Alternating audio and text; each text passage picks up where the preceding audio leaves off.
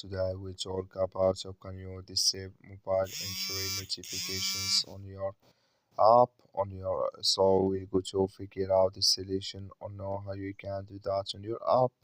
So you just follow this ways and it's going to work with you. All you have to do in first, you just go down clicking this sign down here. So then it's going to take you to your profile. It's going to show for you like this. Then you go down, just keep going down here. You click here on mobile entry, just click on it. So you come to next step here, come to show notifications. Click in this sign or this color.